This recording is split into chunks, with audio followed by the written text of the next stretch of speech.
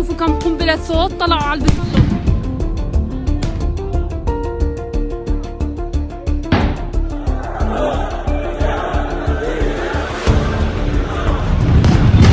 كمان في داخل المصلى عم يطلقوا قنابل الصوت داخل مصلى القبلة.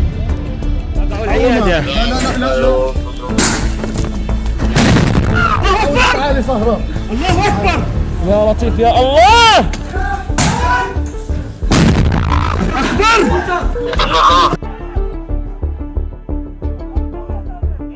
القنابل الصوت عم ترمى وين